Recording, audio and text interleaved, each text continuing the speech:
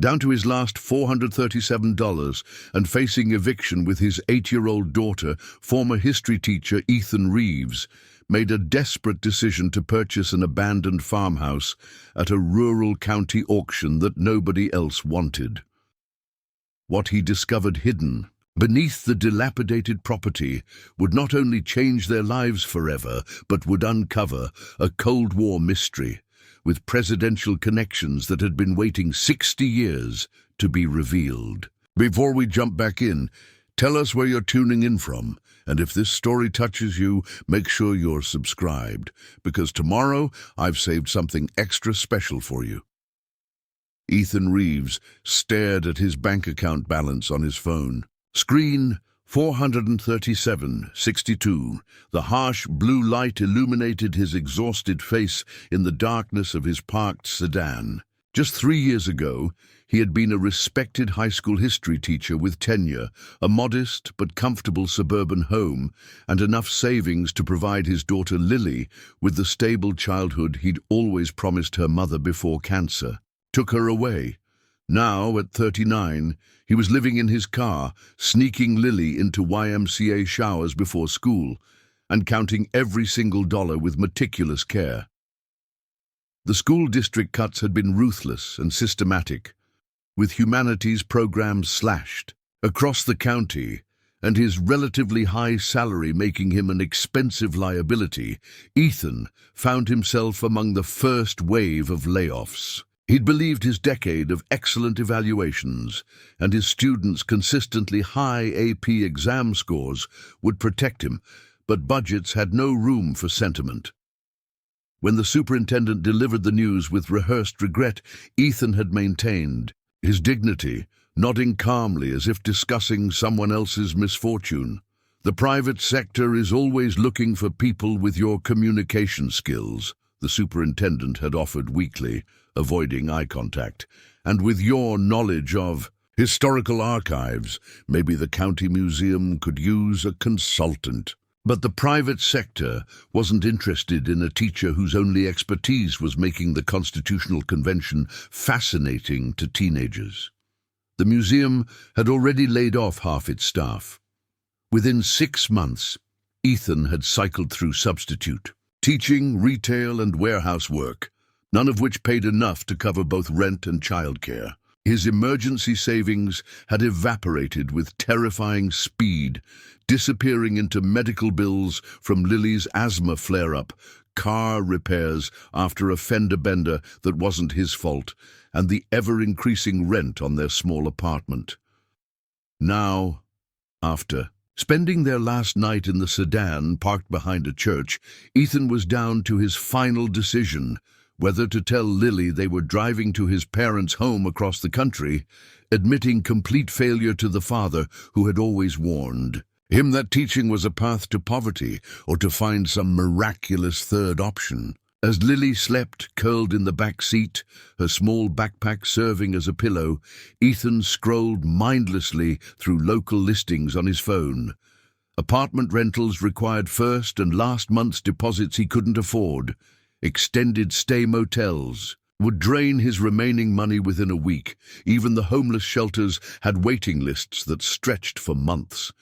Then a notification popped up: the county's weekly newsletter that he still received from his teaching days. Normally he would swipe it away, but a headline caught his eye: "County auction foreclosed properties available, starting at $500. Ethan tapped the link with little hope, but mounting desperation. Most of the listings were for properties with starting bids well beyond his means, but one entry at the very bottom caught his eye: abandoned farmhouse and 3 acres, Clearwater Township. Significant disrepair, no working utilities, minimum bid $400. There was a single poor-quality photo showing a weathered 2-story farmhouse with peeling white paint and a sagging front porch. The property was located in Clearwater Township, an isolated rural area about 40 miles from the city, with a population barely over 800.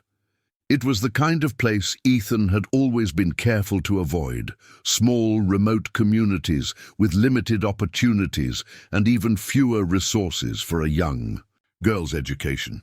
But as he stared at Lily's sleeping form in the rearview mirror, her chest rising and falling with the slight wheeze that always worried him, Ethan realized he had run out of choices.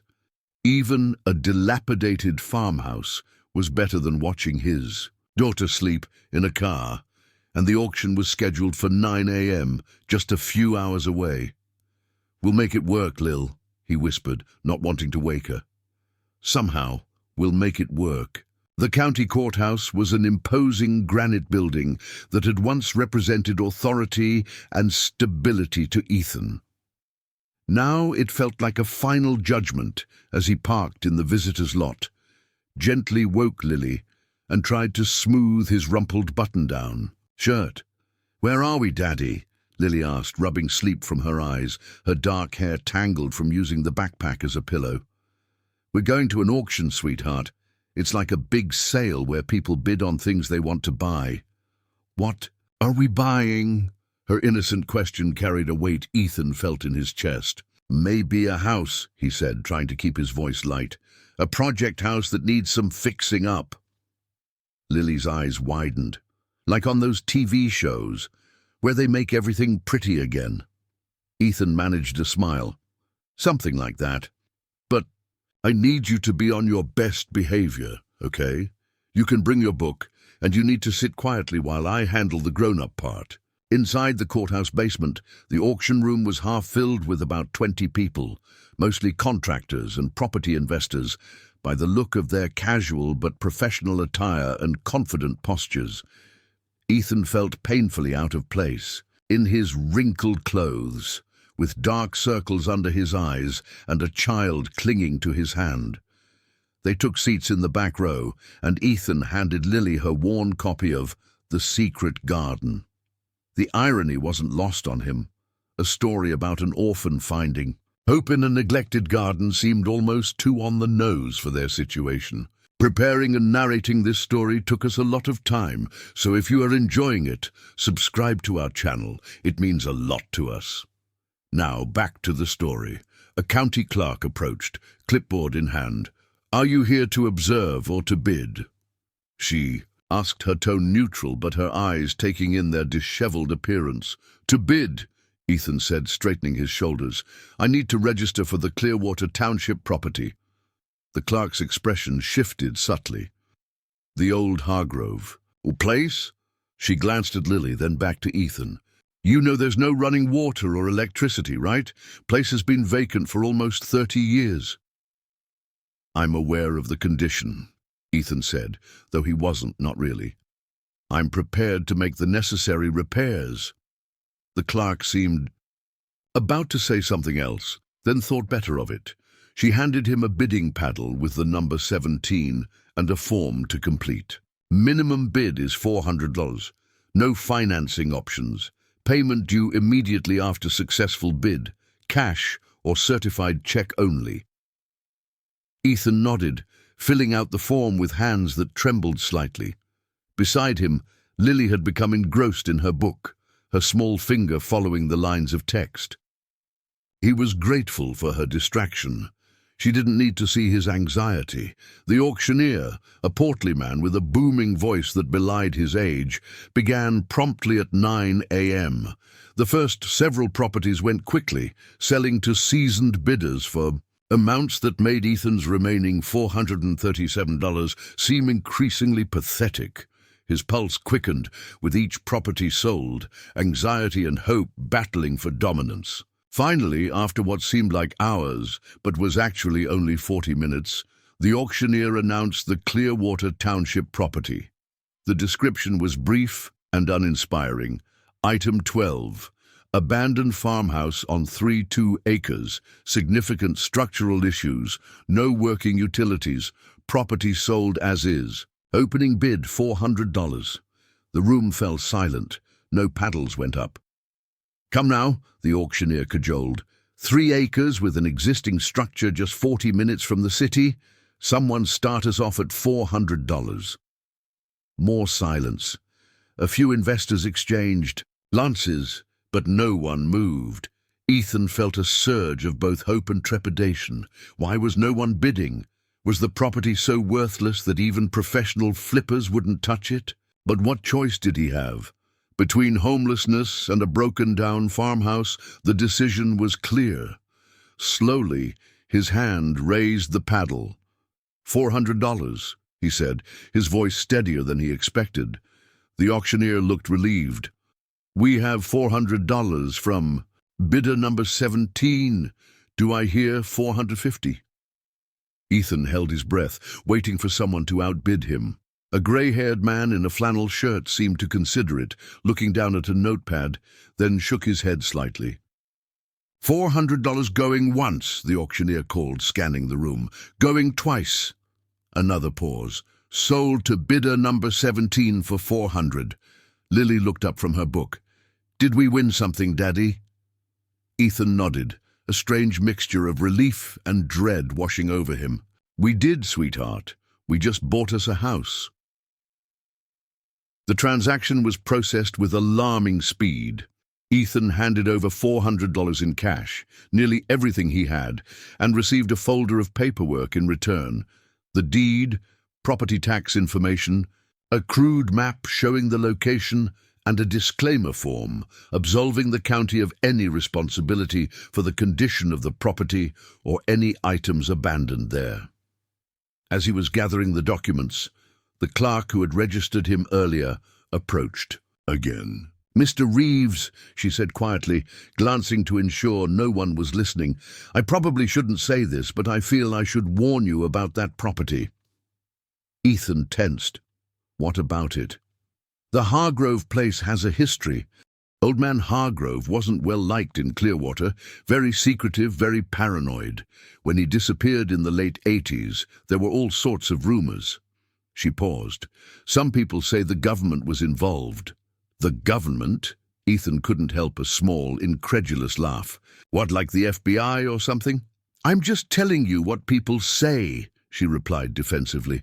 I grew up in Clearwater. My father said men in black suits used to visit Hargrove at odd hours. After he vanished, the property was tied up in legal limbo for years, until the county finally seized it for back taxes. She glanced at Lily, who was once again absorbed in her book. Just be careful out there. Clearwater folks don't take kindly to outsiders asking too many questions. Ethan thanked her, unsure whether to take the warning seriously.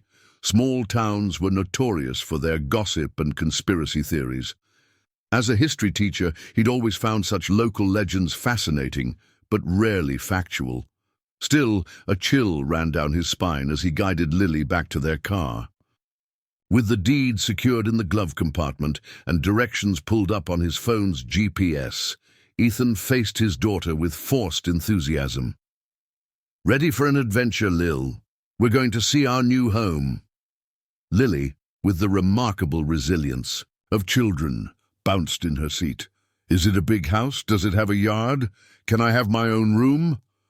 Each question was a knife of uncertainty. Ethan had no idea what awaited them beyond that single grim photograph, but he nodded, manufacturing confidence he didn't feel. It's got a big yard for sure, and yes, you can definitely have your own room. The drive to Clearwater Township took them through gradually thinning suburbs that gave way to farmland and then more densely wooded areas. The roads narrowed, changed from asphalt to patched concrete, and finally to gravel as they turned onto Hargrove Lane. The GPS announced they had arrived at their destination, though all Ethan could see was an overgrown driveway nearly hidden by encroaching vegetation. He turned slowly, the sedan's undercarriage scraping occasionally against the uneven surface. Trees formed a tunnel over the narrow drive, branches occasionally brushing against the roof with unsettling whispers. It's like in my book, Lily whispered, her face pressed against the window. The secret garden had a hidden door, too. After nearly a quarter-mile, the trees opened to reveal a clearing, and there it stood, their new home, somehow looking even more dilapidated than in the photograph. The white paint had weathered to a sickly grey, and what had appeared to be a merely sagging porch was actually partially collapsed on one side. Several windows were broken or boarded up, and the roof had visible holes where shingles had blown away. Ethan's heart sank as he parked, the full reality of his desperation crashing down upon him. What had he done? How could he possibly make this place habitable for his daughter? "It's a little different than I expected," Lily said, her voice small but determinedly positive. "But we can fix it, right? Like on TV?" Ethan swallowed hard, forcing down the panic that threatened to overwhelm him. "Right," he managed. "We can fix it. It just needs some love."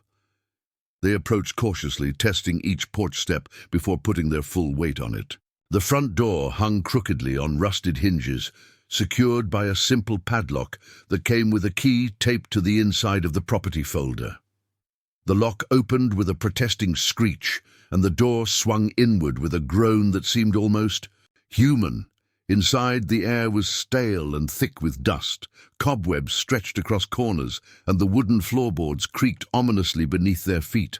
What furniture remained was draped in yellowed sheets, creating ghostly silhouettes in the dim light filtering through dirty windows. "It smells old," Lily observed, wrinkling her nose but maintaining her brave face.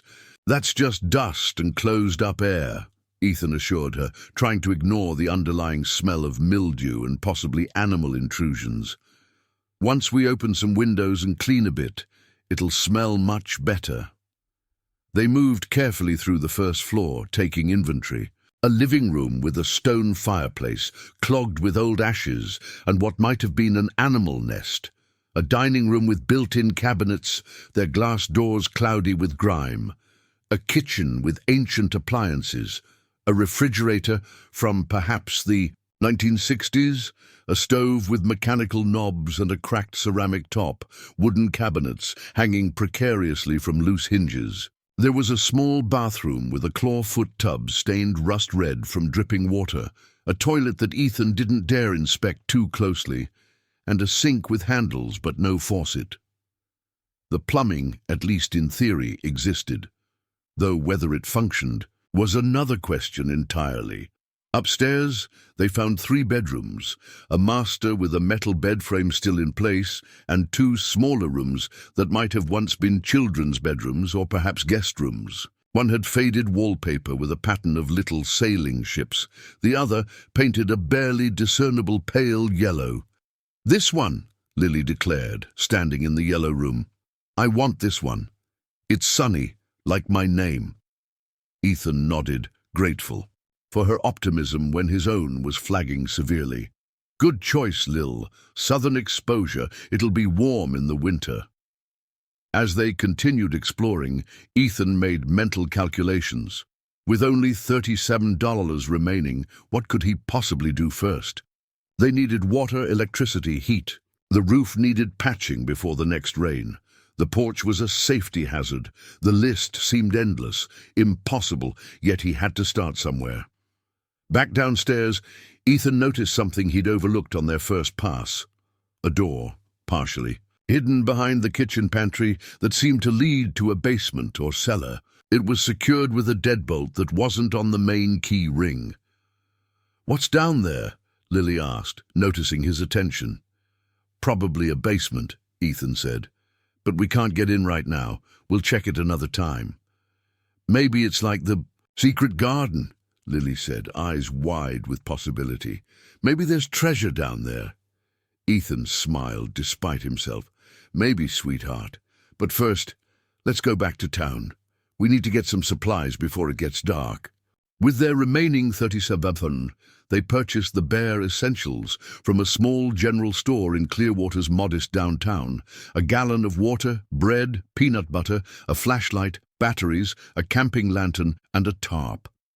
The elderly shopkeeper eyed them curiously as he rang up their purchases. "You folks passing through?" he asked, voice neutral but eyes keen with interest. "No, we've actually just moved in," Ethan replied, trying to sound casual. "We bought the old Hargrove place." The shopkeeper's hand stilled on the register. A heavy silence fell, broken only by the buzzing of fluorescent lights overhead. When he spoke again, his voice had dropped to nearly a whisper. "The Hargrove place? Nobody's lived there since old Walter disappeared." He studied Ethan with new intensity. "What made you buy that particular property, if you don't mind my asking?" Ethan considered how to answer.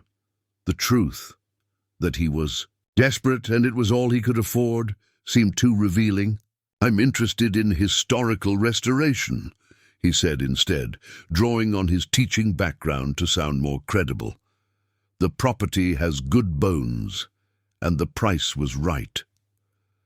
The shopkeeper nodded slowly, though his expression suggested he didn't entirely believe this explanation. "Well, we don't get many newcomers in Clearwater, especially not to that property." He glanced at Lily, who was examining a display of candy near the counter. "You ought to stop by the library and talk to Ms. Fernsby, she's our town historian. If anyone knows about the Hargrove place, it would be her." Ethan thanked him for the suggestion and paid for their supplies. As they left the store, he felt eyes following them down the street. Back at the farmhouse, with evening approaching, Ethan spread their sleeping bags on the floor of what would be Lily's room. It seemed the cleanest and least likely to have structural issues. He fashioned a simple meal of peanut butter sandwiches, which they ate sitting cross-legged on their makeshift beds.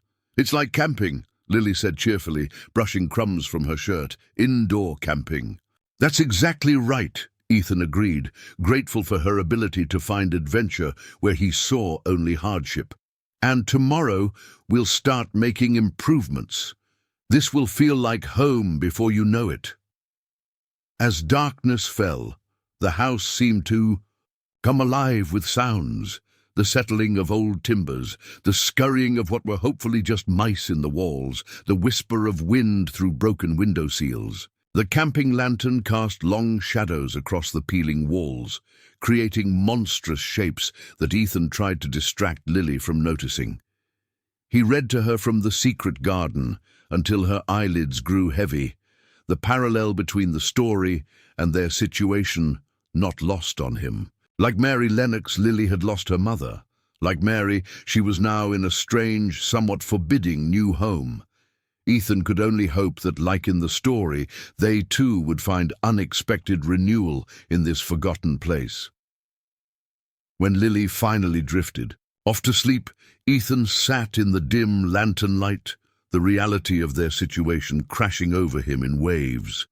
He had spent nearly everything they had on a property that might be beyond salvation. They had no running water, no electricity, a roof that would likely leak with the first rainfall, and a community that seemed unwelcoming at best, suspicious at worst. Yet what choice had he had? His parents lived 3,000 miles away in Florida, and the relationship had been strained since his decision to become a teacher rather than join his father's insurance business.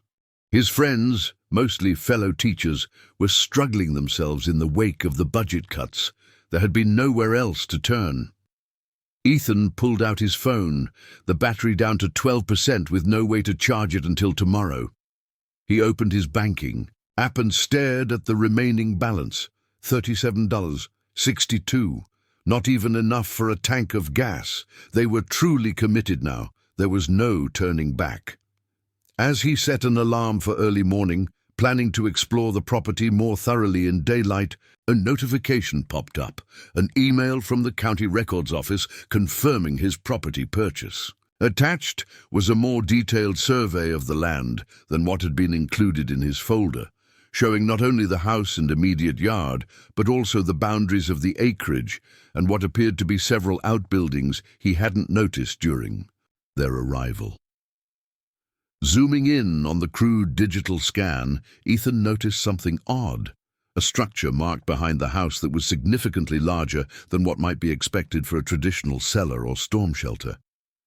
It was denoted simply as underground storage on the survey, with no further explanation. Could this be related to the basement door they couldn't access? The clerk's warning about old man Hargrove's government connections and paranoia suddenly seemed less like small-town gossip and more like a potentially important clue. Ethan made a mental note to find a way into that basement as soon as possible.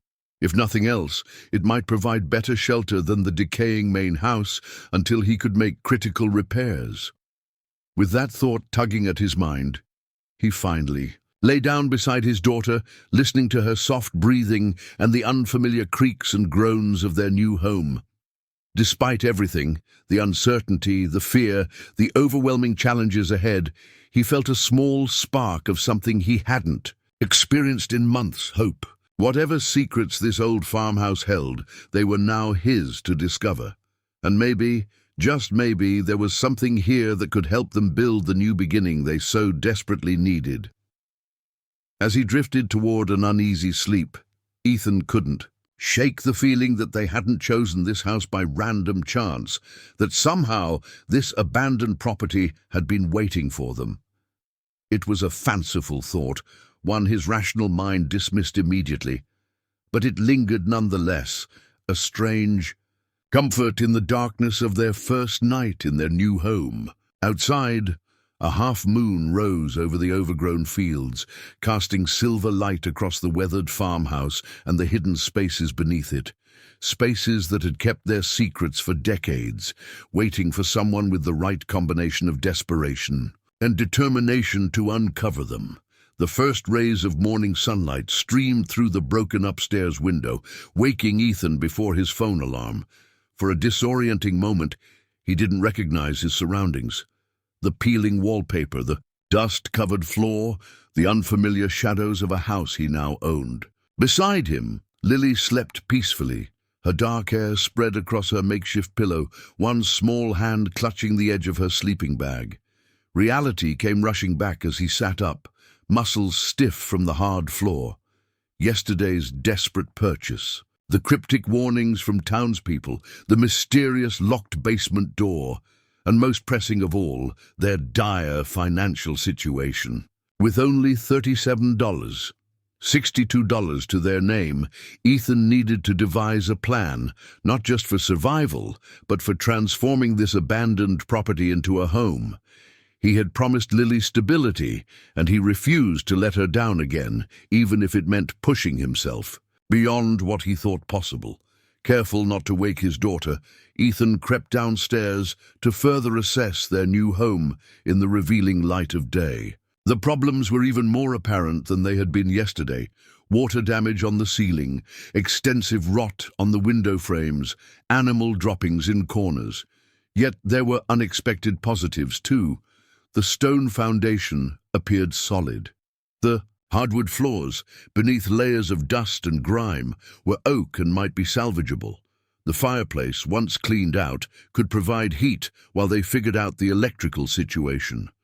Outside, the morning dew glistened on the overgrown fields. The property stretched farther than Ethan had realized in yesterday's fading light. Beyond the immediate yard lay what might have once been a vegetable garden, now a tangle of weeds and volunteer plants. An apple orchard, wild and unpruned for decades, stood to the north, and about 50 yards behind the house sat a weathered barn that hadn't been visible from the driveway.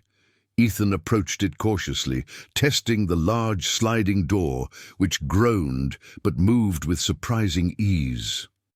Inside, dust motes danced in the shafts of light that penetrated through gaps in the roof. Farm equipment from another era stood frozen in time. A tractor from perhaps the 1960s, its red paint faded to a dull rust. Hand tools hanging on pegs, burlap sacks stacked in a corner, their contents long since rotted away. But it was the workbench along the far wall that captured Ethan's attention. Here, largely protected from the elements by the barn's overhang, lay an array of tools in relatively good condition. Hammers, saws, wrenches, screwdrivers, even a hand drill. These weren't modern tools, but they were functional. And for a man, With 37 duddles to his name, they represented an invaluable resource. "Thank you, Mr. Hargrove," Ethan whispered, running his hand along a weathered hammer handle. As he continued exploring the barn, he discovered a small gasoline generator tucked beneath a tarp. It was dusty and probably hadn't run in years, but it seemed intact. If he could get it working, they might have power, at least enough to charge phones and run a light or two. Near the back of the barn, partially hidden behind stacked hay bales that had long since decomposed into dirt, Ethan found something else that made his heart leap. 2 large rain barrels. They were empty now, but with a proper gutter system redirected. From the house roof, they could collect water. It wouldn't be potable without treatment, but it would serve for washing and cleaning until he could address the well pump. Returning to the house with renewed energy, Ethan found Lily awake and staring wide-eyed out the upstairs window. "Daddy, there's an apple tree!" she exclaimed when she saw him. "A whole bunch of them. Can we pick apples?" "When they're ripe, absolutely," he promised. "First, let's have some breakfast and make a plan for the day." Over peanut butter sandwiches, which Ethan presented as a picnic breakfast to make their situation seem more like an adventure, he outlined their priorities. To his daughter, "First, we need water," he explained. "The house has a well, but I need to check if the pump works. Then we'll clean up one room really well so we have a clean space to sleep tonight. And we should check out the town some more, maybe find the library that man mentioned."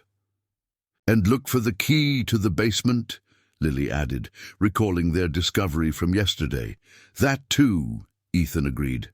"But first things first. The well pump, located in a small pump house behind the main residence, was an ancient electrical model. Without power, Ethan couldn't test it, but it appeared intact. More promising was the hand pump connected to the same well shaft, a backup system from an earlier era. It took nearly 20 minutes of persistent effort, priming the pump with their precious bottled water before the first rusty stream sputtered out. But eventually, clear, cold water flowed. Ethan whooped with genuine joy, lifting Lily and spinning her around. "Water, Lil, we have water." It was a small victory, but it felt monumental. With water they could clean, they could wash. One fundamental need was met. While Lily collected wildflowers from the yard, an activity Ethan suggested to keep her occupied and build her connection to their new home, he tackled the generator from the barn after cleaning the carburetor, replacing the spark plug with one he found in a coffee can of spare parts, and siphoning a small amount of gas from his car. The generator coughed to life on the 5th pull. The noise scared Lily at first, but when Ethan explained that it meant they could have lights and charge their phones, she clapped her hands. Like real camping, but in a house. By mid-afternoon, they had made surprising progress. The kitchen was somewhat functional, with clean counters and a working hand pump installed at the sink that Ethan had connected to the house's plumbing system. They'd swept and mopped one bedroom, the yellow room Lily had claimed, and set up a proper sleeping area with sleeping bags atop foam camping pads Ethan had found in the barn. But the locked basement door continued to nag at Ethan's mind. Each time he passed it, he would test the handle, inspect the lock, and wonder what lay beyond. The county clerk's warnings about Hargrove's government connections and the surveyor's notation of an unusually large underground storage area heightened his curiosity. "Let's go into town," he decided as the afternoon waned. "We can visit the library, and maybe someone there knows about this house's history or has a key to that basement." The Clearwater Township Public Library was a modest brick building on the town's main street. Despite its small size, the interior was well maintained and surprisingly modern, with a computer station, comfortable reading areas, and walls lined with bookshelves. The librarian, a silver-haired woman with sharp eyes behind red-framed glasses, looked up as they entered. "Welcome to Clearwater," she said, her voice carrying the slight lilt of a southern accent despite their Midwestern location. "I don't believe we've met." "I'm Ethan Reeves, and this is my daughter Lily," Ethan responded, approaching the desk. "We just moved into the old Hargrove place yesterday." The librarian's fingers, which had been sorting index cards, went still. Her expression shifted from polite interest to something more complex, concern mixed with curiosity. "Ms. Fernsby, I presume?" Ethan asked, recalling the shopkeeper's recommendation. "Eleanor Fernsby, yes," she confirmed, "town librarian and local historian." She studied him for a moment longer. "The Hargrove place, you say? That's been empty since I was about your daughter's age." Ethan nodded. "The county finally auctioned it off. We're working on making it livable again." "It's a big project for just the two of you," she observed, her tone suggesting this might be an understatement. "We're up for the challenge," Ethan replied with more confidence than he felt. "Actually, I was hoping you might have some information about the property, its history, past residents, anything that might help us understand what we're working with." Ms. Fernsby's gaze darted briefly to Lily, who had wandered toward the children's section. "Why don't you get your daughter settled with some books? Then you and I can talk." Her tone made it clear this wasn't merely a suggestion. Once Lily was happily exploring the picture book shelves, Ms. Fernsby led Ethan to a small office behind the circulation desk. The walls were lined with filing cabinets, and a desk overflowed with papers and photographs. "Walter Hargrove purchased that property in 1957, she began without preamble, pulling a file from a cabinet labeled Property Histories, H.J. He was not from Clearwater originally, claimed to be retired military but never specified which branch. Kept to himself mostly." She placed a black and white photograph on the desk. It showed a stern-faced man in his 40s standing in front of the farmhouse, the same building but in considerably better condition. The man wore wire-rimmed glasses and a button-down shirt with the sleeves rolled up, looking more like an office worker than a farmer. "This is the only photograph we have of him," Ms. Fernsby explained, "taken for a township directory in 1959. He refused subsequent requests for updated photos." "The shopkeeper mentioned government connections," Ethan prompted. Ms. Fernsby's lips thinned. "There were visitors, men in dark suits who didn't stop anywhere in town except Hargrove's place. This was during the height of the Cold War, understand. People notice such things." "And then he disappeared," Ethan pressed. "In 1987, no warning, no explanation. His truck was still in the barn. The house looked as if he'd stepped out for a moment and intended to return. Some basic food items still in the pantry, coffee cup on the kitchen table." She paused. "The county sheriff investigated, but there was no sign of foul play. Eventually, they declared him legally dead, but the property remained in limbo due to some legal complications until the county could finally claim it for tax purposes."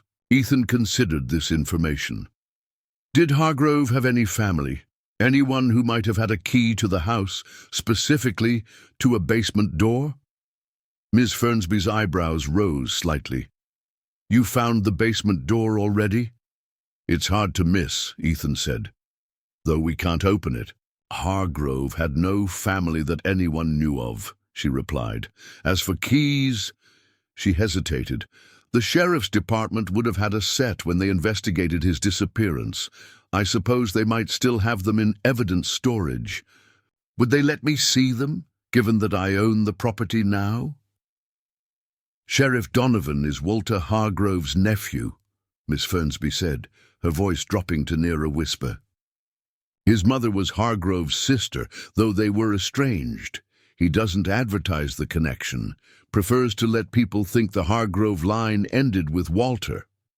This revelation surprised Ethan.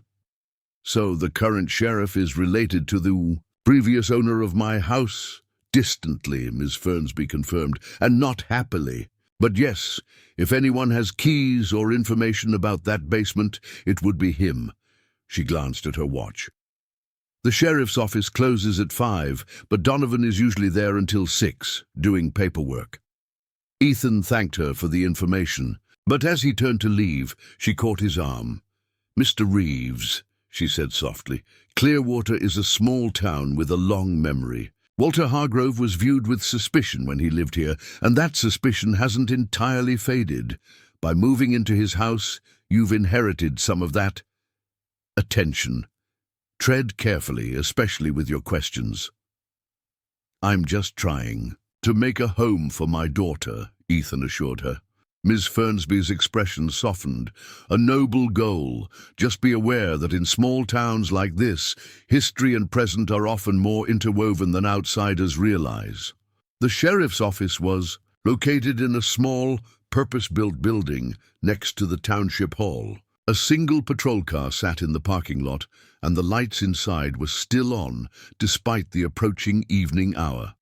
Ethan had debated bringing Lily along, but ultimately decided it was better to have her with him than left alone in the car. They entered the office together, a bell above the door announcing their arrival.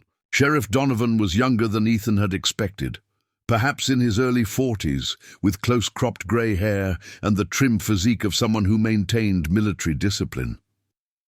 He looked up from his desk with the wariness common to small town law enforcement meeting strangers. "Can I help you?" he asked, his tone professional but not particularly welcoming. "Sheriff Donovan, I'm Ethan Reeves. This is my daughter Lily." Ethan stepped forward, extending his hand. "We just moved into the old Hargrove property. I understand you're the one to talk to about possibly getting keys to the basement?" The sheriff's expression remained neutral as he shook Ethan's hand, but something flickered in his eyes at the mention of the Hargrove name. "You purchased the property?"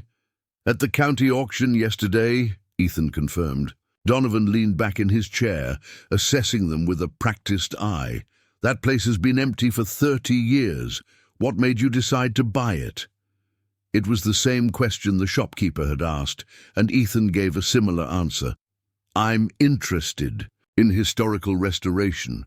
The price was right, and it offered us a fresh start." The sheriff's gaze shifted to Lily, who was quietly examining a bulletin board of wanted posters with the fascination only an 8-year-old could have for such things. His expression softened slightly. "Fresh starts are good," he said, his tone warming a fraction. "But that place needs more than a fresh start. It needs a demolition crew." "It's structurally sound," Ethan countered, "and we've already got water working." This seemed to surprise Donovan. "You're serious about living there?" "We are," Ethan confirmed, "which is why I'm hoping you might have keys to the basement. We've explored most of the house, but that door is securely locked."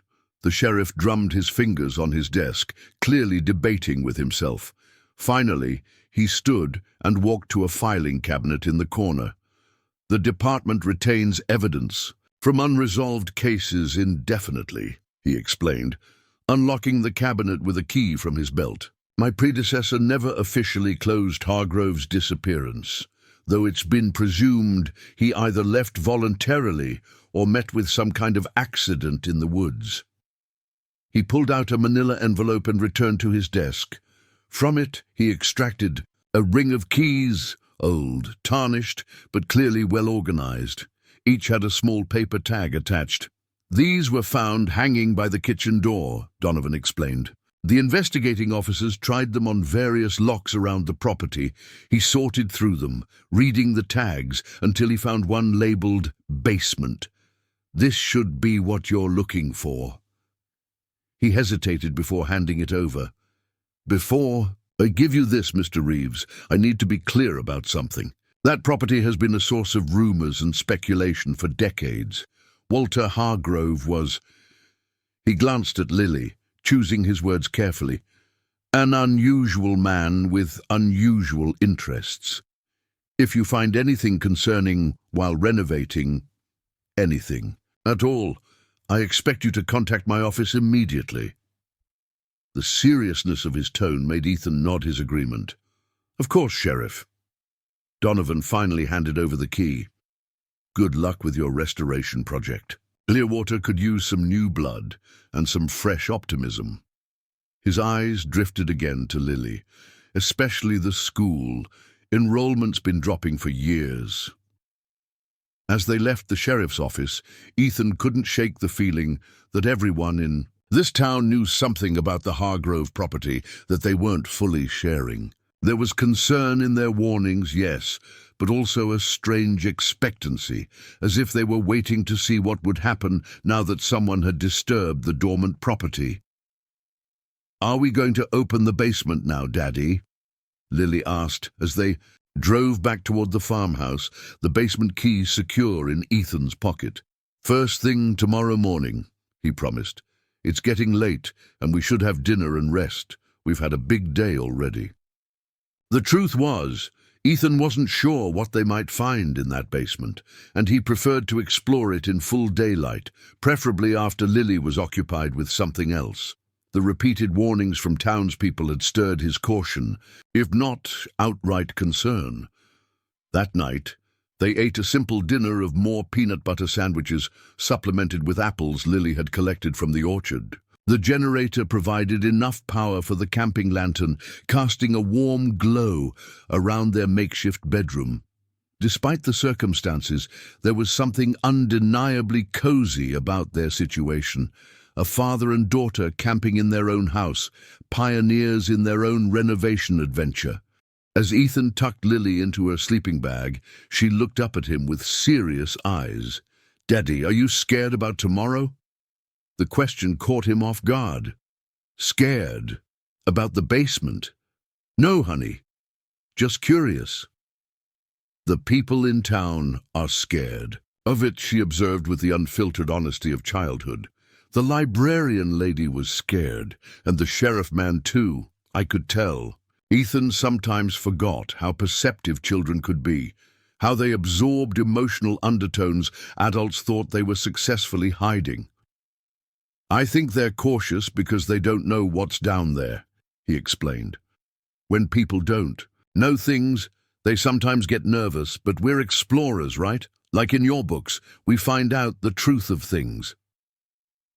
This approach seemed to satisfy her. "Like Mary in the secret garden," she nodded. She wasn't afraid to explore. "Exactly," Ethan agreed, tapping her nose affectionately. "And remember how the garden turned out to be something wonderful, not something scary." "Maybe our basement is like that," Lily yawned, her eyelids growing heavy. "Maybe it's something wonderful too." "Maybe it is," Ethan said softly, though privately he doubted a wonderful garden awaited them behind that locked door. At best, he hoped for a dry storage space they could use while renovating the main floor. At worst. Well, given the cryptic warnings and Hargrove's apparent government connections, he wasn't sure what the worst might be. After Lily fell asleep, Ethan sat by the window, staring out at the moonlit property. In the silver light, the overgrown fields looked almost beautiful, rippling like water in the gentle breeze. The gnarled apple trees cast elaborate shadows, and somewhere in the distance an owl called. Despite the enormous challenges ahead, Ethan felt a strange peace settling over him. They had water. They had shelter, rough though it might be. They had tools and a small power source.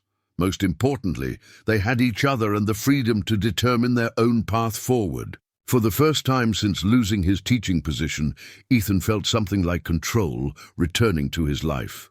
The circumstances were far from ideal, but they were his to shape. No landlord threatening eviction, no school board making arbitrary decisions that affected his livelihood. Just a father, a daughter, and a house with history, perhaps even secrets, waiting to be uncovered. The key to the basement felt heavy in his pocket. Tomorrow they would open that door and face whatever lay beyond it. But tonight, in this moment of quiet reflection, Ethan allowed himself to feel not just the weight of their challenges, but also the lightness of possibility. He thought of the teachers who had inspired him, those who had faced adversity with dignity and turned obstacles into opportunities for learning. He had always tried to embody those qualities in his classroom, to show his students that education wasn't just about memorizing facts, but about developing resilience and creative problem-solving. Now, he had the chance to demonstrate those same values to the person who mattered most, his daughter.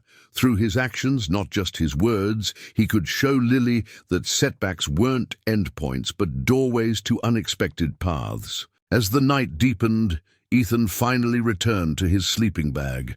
Tomorrow would bring new challenges, new discoveries, but tonight he would rest, gathering strength for the journey ahead. Morning arrived with a chorus of birdsong and the warm glow of sunrise filtering through the curtainless windows. Ethan woke feeling surprisingly refreshed, his body already adjusting to the rhythm of rising with the sun. Beside him, Lily still slept, her face peaceful, one arm flung dramatically across her sleeping bag.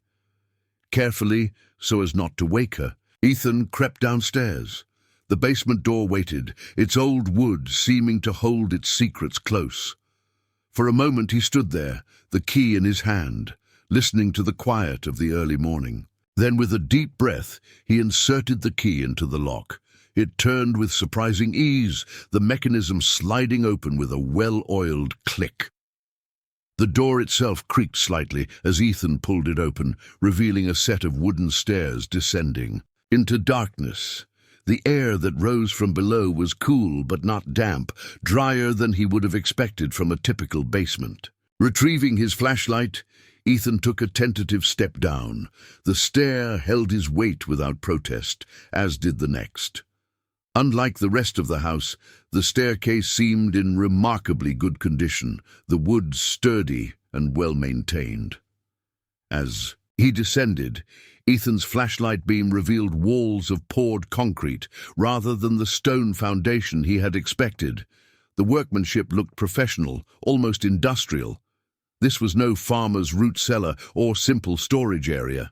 At the bottom of the stairs, Ethan found himself facing another door, this one made of metal, painted olive green with a simple lever handle. It looked like something from a military installation rather than a farmhouse. There was no lock, just the handle and beside it what appeared to be an electrical panel of some kind. Ethan hesitated, his heart beating faster. The townspeople's warnings echoed in his mind. What kind of farmer installed a metal blast door in his basement? What had Walter Hargrove been involved in? For a moment, Ethan considered retreating upstairs, calling Sheriff Donovan, and reporting this unusual find. But curiosity and necessity drove him forward. This was his property now. Whatever lay beyond that door, he needed to know. He grasped the lever and pulled. Initially it resisted, as if sealed by decades of disuse. Then, with a sound like a vacuum breaking, it gave way, swinging open to reveal what lay beyond. Ethan's flashlight beam cut through the darkness, illuminating a scene that made him catch his breath. This was no ordinary basement. This was something else entirely, something that would change their lives in ways he couldn't yet begin to imagine. Ethan stood frozen at the bottom of the stairs, his flashlight beam illuminating what could only be described as a Cold War bunker. The space before him was not the dank cellar he had expected, but a meticulously constructed underground facility, preserved as if time had stopped decades ago. Metal shelving lined the concrete walls, stocked with supplies, canned goods with labels from the 1980s, water purification tablets, medical kits, and other survival essentials. A generator, far more sophisticated than the one he'd found in the barn, sat in one corner beside fuel containers. Military-grade communication equipment occupied a desk along the far wall, though whether it still functioned after all these years was impossible to tell at a glance. But it was the center of the room that truly captured Ethan's attention. There stood a large metal desk, its surface organized with military precision. Behind it hung a map of the United States, dotted with colored pins and connected by red yarn in an intricate pattern. Beside the map was a framed photograph that made Ethan's breath catch in his throat.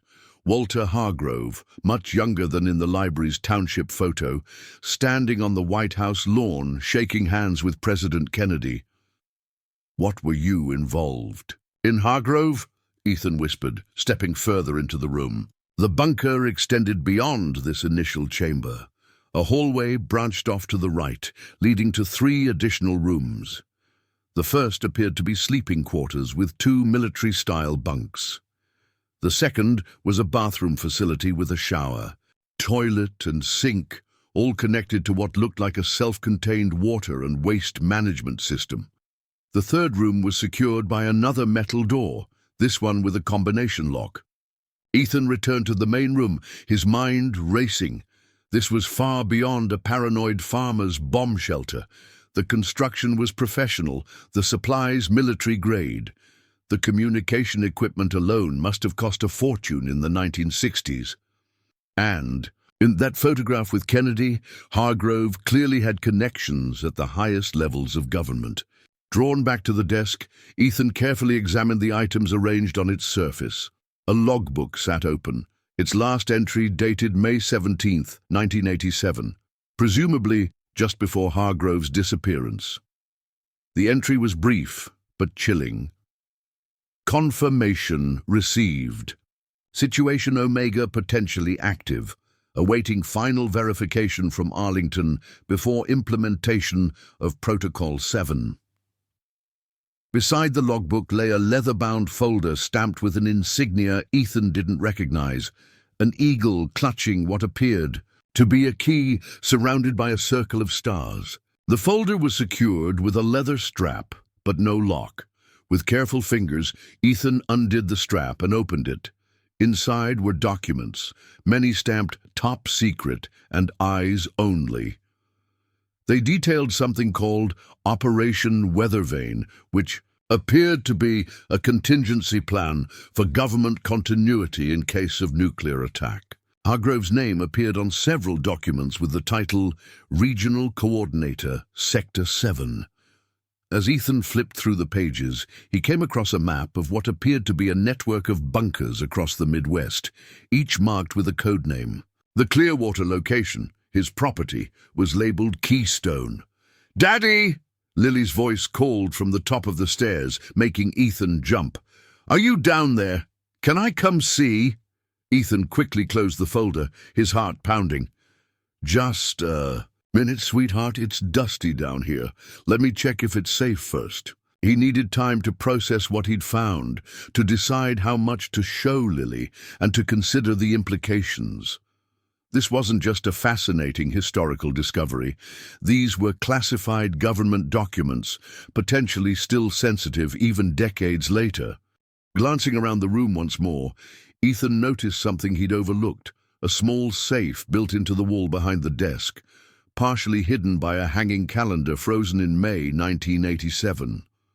Unlike the combination lock on the third room's door, this safe had a key lock. Making a mental note to search for the key later, Ethan climbed back up the stairs to where Lily waited impatiently at the doorway. "Is it spooky down there?" she asked, peering past him into the darkness. Ethan made a split-second decision. The bunker was a significant discovery, and while he needed to be careful about the classified documents, the space itself wasn't dangerous. In fact, it might prove to be the most structurally sound part of the property, a potential shelter while they renovated the house above.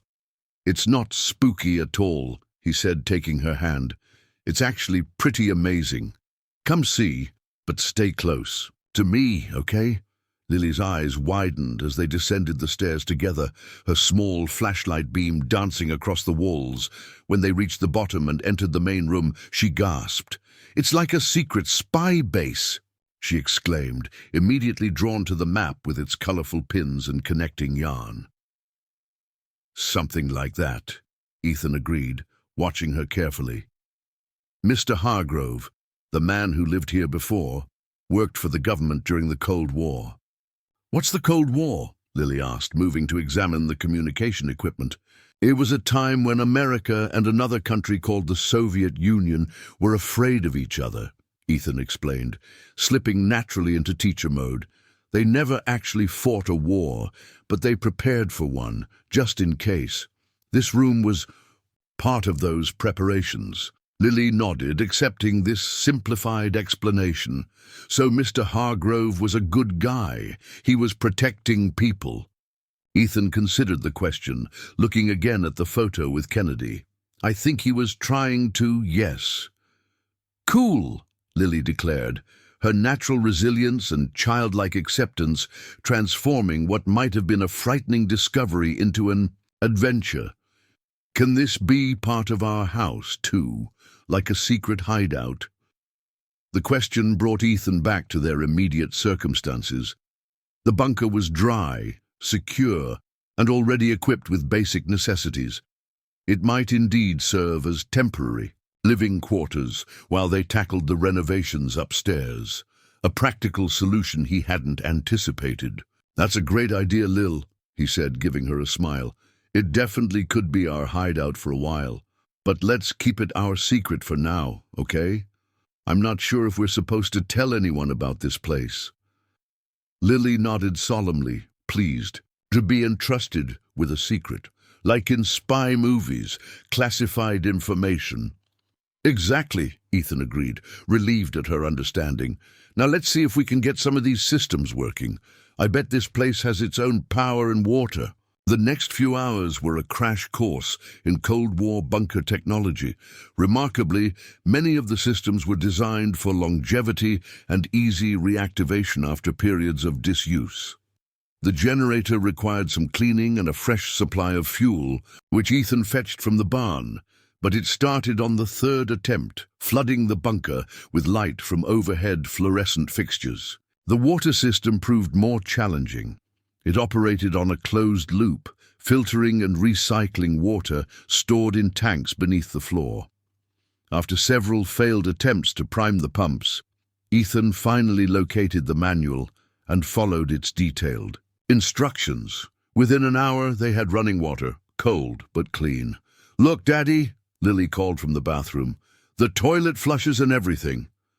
It was a surreal moment, celebrating functional plumbing in a classified government bunker beneath a dilapidated farmhouse he'd purchased with his last dollars. Yet Ethan couldn't deny the wave of relief that washed over him. They had shelter, real shelter, with electricity, running water, and even basic supplies. For the first time since losing his job, the crushing weight of uncertainty about their most fundamental needs lifted from his shoulders. By evening, they had moved their meager possessions into the bunker's sleeping quarters. The military cots were surprisingly comfortable once they added the foam pads from the barn. The canned goods in storage, while decades old, included many items still within their extended shelf life: powdered milk, rice, beans, and other basics that would supplement their limited food supply until Ethan could figure out their next steps. As they sat eating a dinner of reconstituted soup and crackers at the metal desk in the main room, Lily looked around with satisfaction. "This is way better than sleeping in the car," she declared. "It's like our own underground apartment." Ethan had to agree. Despite the strange circumstances, the bunker offered security and basic comforts they hadn't known for months. It was a foundation, quite literally, upon which they could rebuild. After Lily fell asleep in her bunk, Ethan returned to the main room to examine the documents more thoroughly. The classified files painted a clearer picture of Walter Hargrove's role. He hadn't been a simple government employee, but rather a key figure in a network designed to maintain governmental continuity in case of nuclear attack or other national emergencies.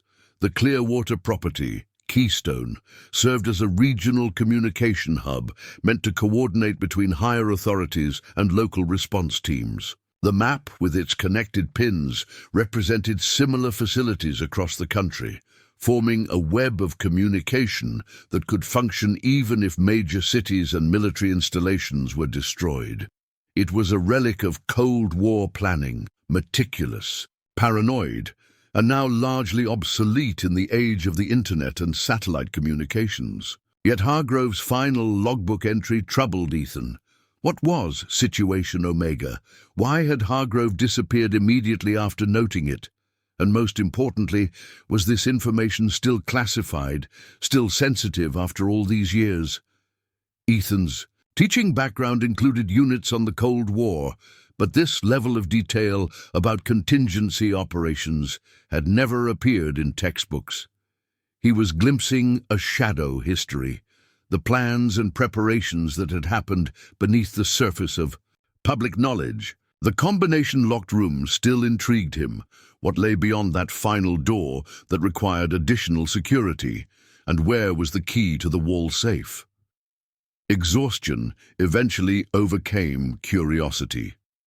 Ethan returned to the sleeping quarters, checked on Lily, peaceful in her bunk, illuminated by a small nightlight powered by the bunker's electrical system, and finally allowed himself to rest. Morning came with the artificial regularity of underground living. No sunrise to mark the hour, just the scheduled brightening of the fluorescent lights controlled by an automated system Ethan had activated the previous evening. He woke feeling disoriented yet rested, the military cot having provided better sleep than his car seats or the hard farmhouse floor. Lily was already up, sitting cross-legged on her bunk with the secret garden open on her lap. "Morning, Daddy," she said cheerfully. "The lights came on by themselves. It's like magic." "Not magic, just good engineering," Ethan replied, stretching. "How did you sleep?" "Good. I like our bunker. It's quiet down here." As they prepared a simple breakfast of powdered eggs, reconstituted from the bunker supplies, and the last of their bread, Ethan considered their next steps. They needed to establish a more sustainable food supply. They needed to continue assessing the farmhouse for renovation, and he needed to decide what to do about the classified information he'd discovered. "I think we should go into town again today," he said as they ate. "We need to get some groceries, and I want to ask Ms. Fernsby a few more questions about Mr. Hargrove." Lily nodded, mouth full of eggs. After swallowing, she asked, "Are we going to tell people about our secret bunker?" "Not yet," Ethan said, carefully. "I need to understand more about it first, about what Mr. Hargrove was doing here." They emerged from the basement into a sunny morning. The farmhouse's dilapidated state a stark contrast to the well-preserved bunker below. As they prepared to drive into town, Ethan noticed a vehicle approaching on the long driveway, the sheriff's patrol car. "Stay here on the porch," Ethan told Lily, suddenly anxious. Had someone seen them entering the bunker? Had he triggered some long-dormant security system that alerted authorities? Sheriff Donovan parked beside Ethan's sedan and stepped out, his expression neutral but watchful. "Morning, Mr. Reeves," he called, approaching the house. "Just thought I'd stop by and see how you two are settling in." "We're managing," Ethan replied, trying to sound casual. "Found some useful tools in the barn. The property has potential." Donovan nodded, his gaze sweeping over the farmhouse and surrounding land. "Did that basement key work out for you?" The direct question caught Ethan off guard. "Yes, thank you. It was just storage space, like you'd expect, nothing special." The sheriff's eyes held his for a long moment. "Is that right? Just ordinary storage?"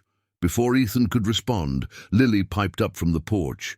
"We found a bunker, with lights and water and everything. It's like a secret spy base." Ethan's heart sank as Donovan's expression shifted to one of resigned confirmation, as if a suspicion had just been verified. "Lily," Ethan began, but the sheriff raised a hand. "It's okay, Mr. Reeves. I know exactly what's down there." He glanced at Lily, then back to Ethan. "Perhaps we could talk privately for a moment." Sensing the seriousness of the situation, Ethan asked Lily to wait inside. Once she had disappeared through the front door, he turned back to Donovan. "How much do you know about Walter Hargrove?" the sheriff asked, without preamble. "Only what I've pieced together," Ethan admitted. He worked for the government, something related to Cold War contingency planning. The bunker was part of a communication network. Donovan nodded. My uncle wasn't just a government employee. He was Department of Defense, assigned to a special division responsible for continuity of government operations. This property, Keystone, was one of several facilities designed to maintain essential communications if Washington was destroyed. The confirmation of his suspicions sent a chill through Ethan. You've known about the bunker all along. Of course I have. I grew up visiting this place.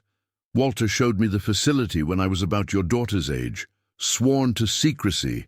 Of course, Donovan's expression softened slightly. I joined law enforcement partly because of him, because of the sense of duty he instilled in me. But when he disappeared, that's where things get complicated, Donovan interrupted. His disappearance wasn't random. It coincided with a high-level security alert, something called Situation Omega. The term from the logbook.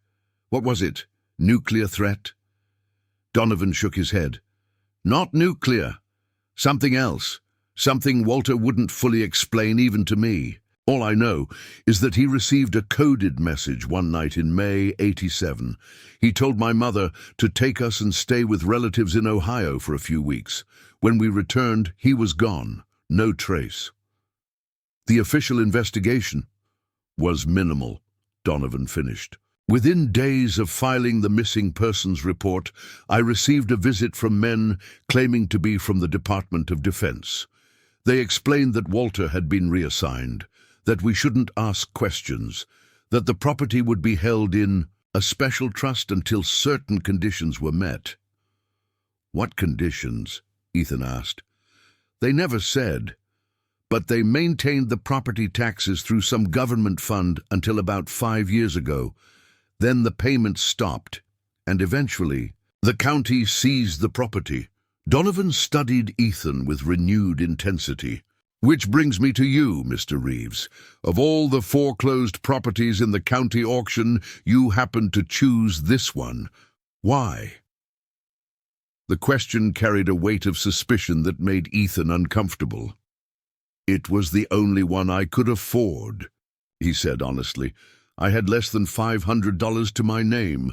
No connection to intelligence services, no background in government work. I was a high school history teacher until budget cuts eliminated my position, Ethan said, frustration creeping into his voice. I'm just trying to provide for my daughter. Something in his tone must have convinced the sheriff, whose posture relaxed slightly. I believe you, Mr. Reeves, which makes this situation all the more unusual. He glanced toward the house.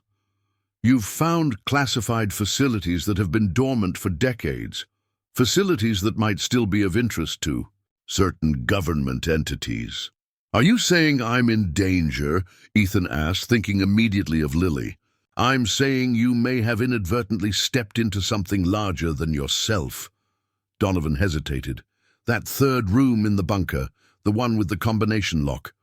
Were you able to open it? No, Ethan admitted. I haven't figured out the combination. Relief flickered across the sheriff's face. Good, that's good. Leave it that way for now. He reached into his pocket and produced a business card. My personal cell is on the back. If anyone comes asking questions about the property or about Walter, call me immediately, day or night. The warning sent a fresh wave of unease through Ethan. What's in that room, Sheriff? I don't know, Donovan admitted. Walter never showed me.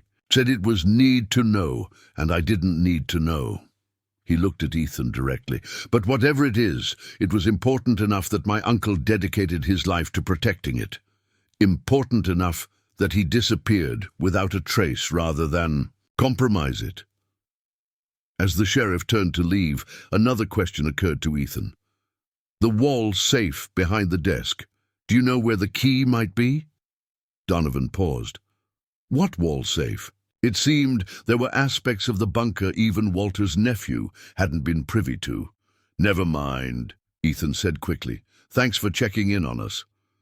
After the sheriff's departure, Ethan stood in the driveway, trying to process this new information.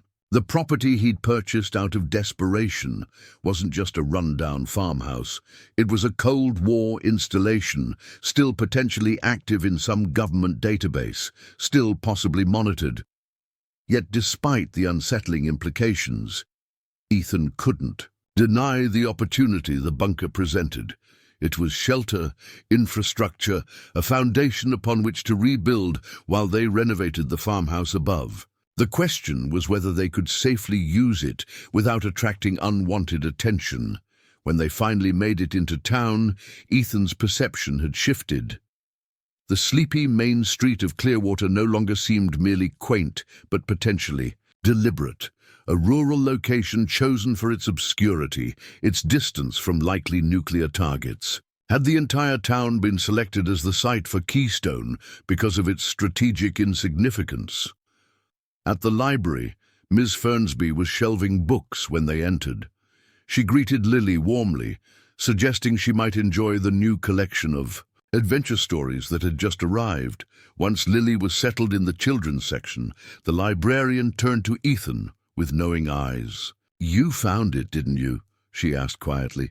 "Walter's little government project." Ethan hesitated, then nodded. There seemed little point in denying it to someone who clearly knew. The sheriff mentioned his uncle was Department of Defense, some kind of continuity of government operation. Miss Fernsby's lips thinned. That was the official explanation, but there were always rumors about Walter's actual work. The visitors who came at odd hours, the unusual equipment deliveries. She glanced around to ensure they weren't overheard. Some folks believed he was monitoring something, not just preparing for emergencies, but actively watching for specific threats. What kind of threats?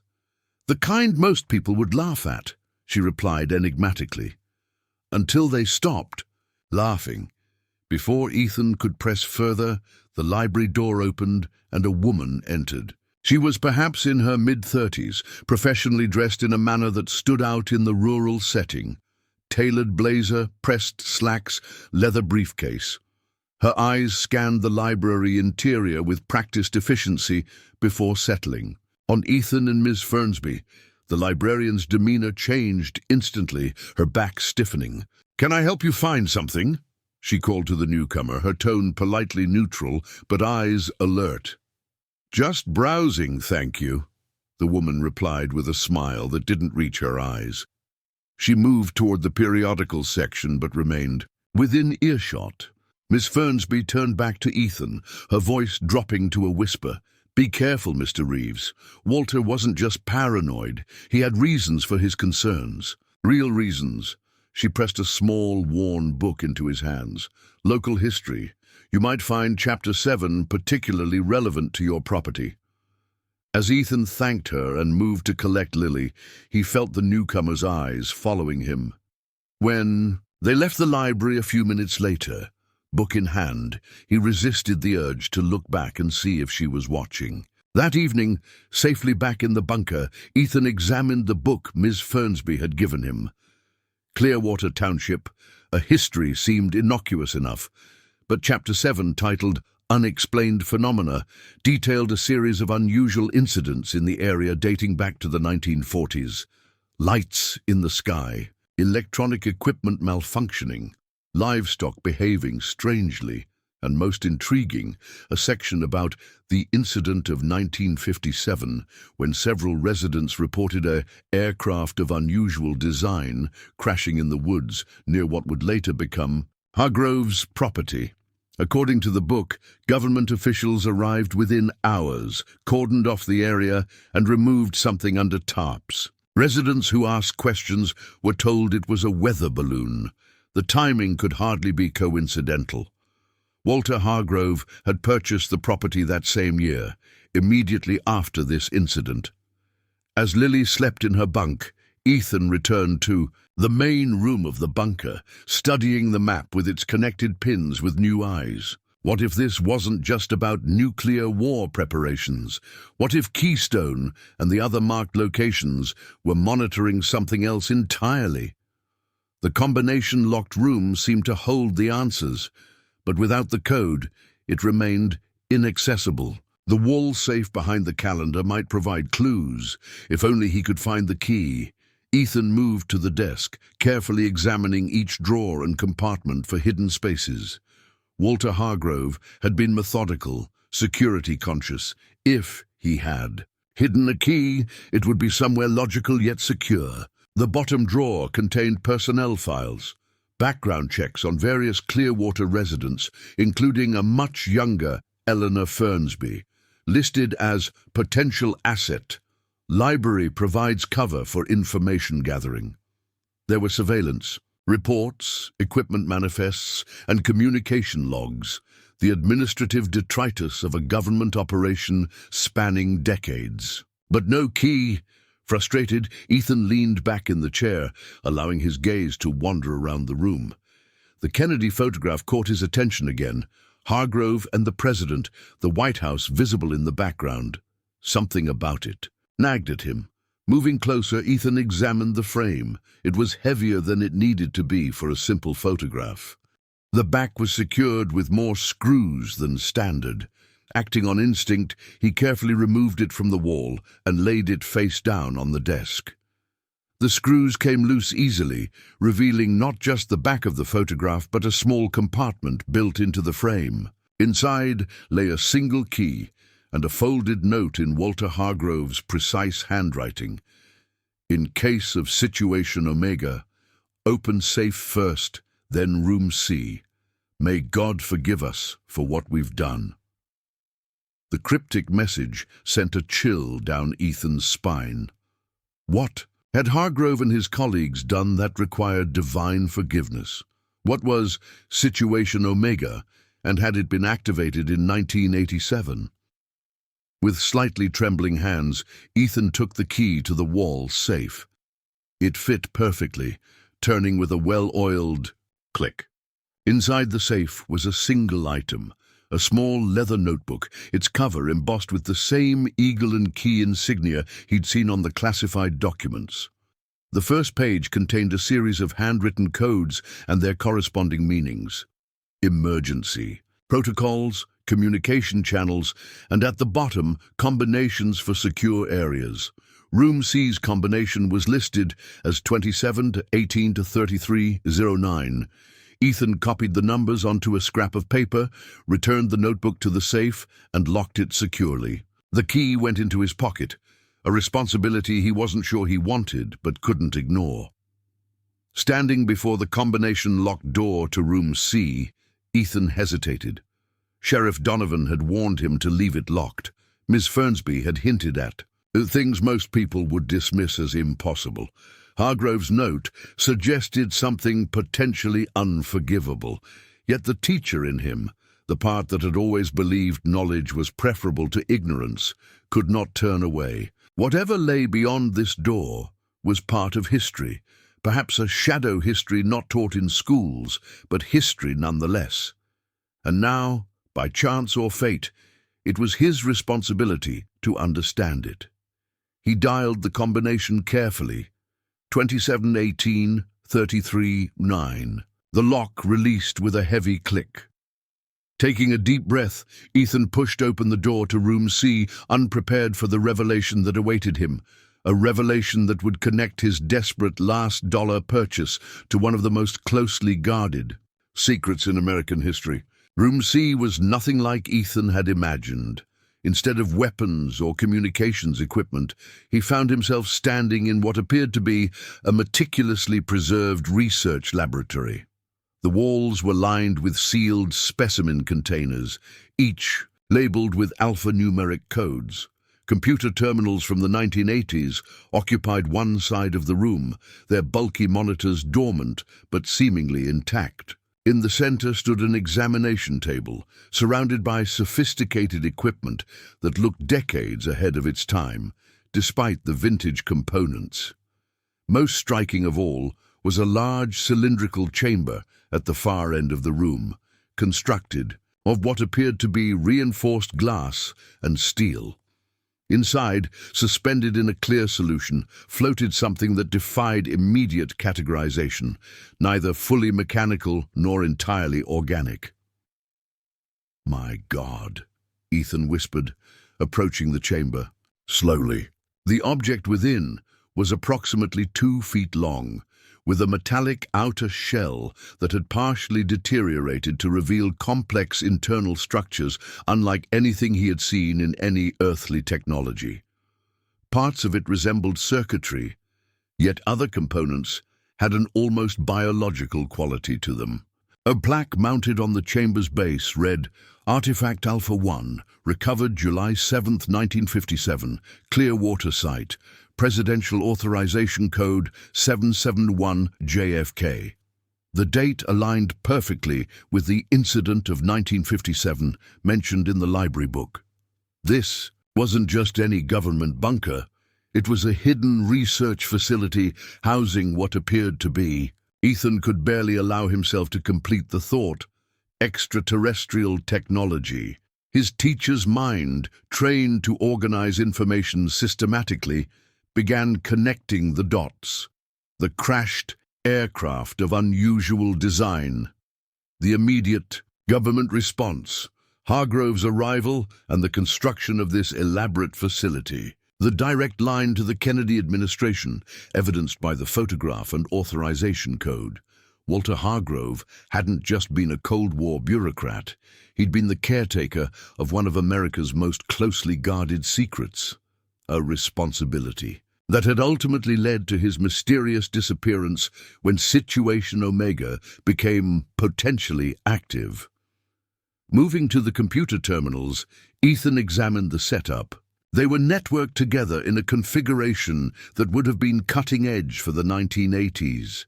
Labels indicated different functions: analysis, surveillance, communications, and archive. A thick manual beside the archive terminal provided operating instructions, assuming a baseline of classified knowledge that Ethan didn't possess. Still, his natural aptitude with technology, honed through years of managing outdated school equipment on minimal budgets, gave him confidence.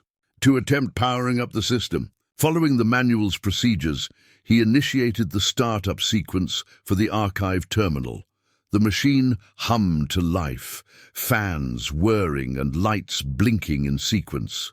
After a series of diagnostic routines, a monochrome screen displayed a simple prompt: Keystone Archive System, enter access code. Ethan referenced the notebook from the wall safe, finding an entry labeled Archive Access, Kennedy Weather Vane Alpha 1.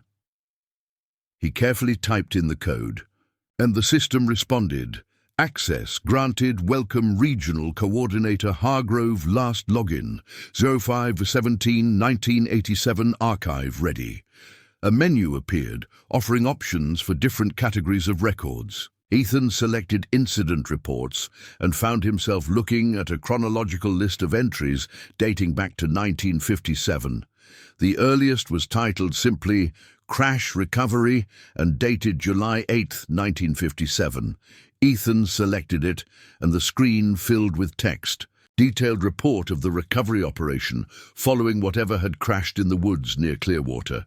The language was clinical, military in its precision. Recovery operation completed 400 hours. Craft severely damaged. One biological entity recovered non-viable. Technology samples designated Alpha 1 through Alpha 7 secured for transport. Civilian witnesses processed as per protocol. Cover story implemented. Weather balloon malfunction. Site security established under Project Blue Book Auxiliary Directive. Permanent monitoring station to be constructed. Designation Keystone. Presidential authorization received for long-term research program. Objectives: 1. Reverse engineering of recovered technology. 2. Monitoring for additional incidents. 3. Development of early warning system personnel. Assignment: Hargrove, Walter J., Regional Coordinator. Ethan felt a chill down his spine. This wasn't fiction or conspiracy theory. This was an official government document detailing the recovery of what could only be described as an alien craft. He continued through the archive, reading report after report, documenting decades of research on the recovered technology. Progress had been slow, limited by human understanding of the principles involved. Breakthroughs were rare but significant. Developments in materials science, computer miniaturization, and energy systems that had quietly made their way into civilian and military applications, always carefully disguised as conventional innovations. Then came entries about signal detection, beginning in the late 1970s. The research team had managed to activate a component of Alpha-1, which began emitting a pattern of electromagnetic pulses toward a specific stellar coordinate. The pulses followed a mathematical sequence that the scientists determined was a form of communication, a beacon. The final reports from 1987 documented an alarming development. After decades of silence, the beacon had received a response, a signal from the same stellar coordinates, following the same mathematical pattern, but with subtle variations that suggested a message. We are coming. This was Situation Omega. This was why Hargrove had disappeared. The implications were staggering. For 30 years, Walter Hargrove had maintained this facility, monitoring for a response that finally came in 1987. And then, what? Had he been extracted by his government handlers? Had he fled? Or had something more sinister occurred? The final log entry in the system, dated May 18, 1987, one day after the entry in the paper logbook, read simply, "Confirmation of signal authentication complete. Situation Omega verified. Implementing Protocol 7. God help us all." After that, nothing, no further entries, no explanation of what Protocol 7 entailed or what had happened to Hargrove. Ethan sat back, overwhelmed by what he had discovered. His desperate purchase of an abandoned farmhouse had led him to one of the greatest secrets in human history, evidence of extraterrestrial contact, carefully hidden by the government for decades. And now, that secret was his responsibility. The sound of movement from the outer room snapped Ethan back to the present. Lily must have woken up. Quickly, he shut down the archive system, following the manual's procedures, and moved to the doorway. "Daddy!" Lily's voice called. "Where are you?" "In here, sweetheart," Ethan replied, stepping out of room C and pulling the door closed behind him. "I was just exploring a little while you were sleeping." Lily stood in her pajamas, rubbing her eyes. "I woke up and you weren't there." "I'm sorry," Ethan said, kneeling to hug her. "I should have left a note, but I'm here now." As he held his daughter, the weight of his discovery pressed upon him.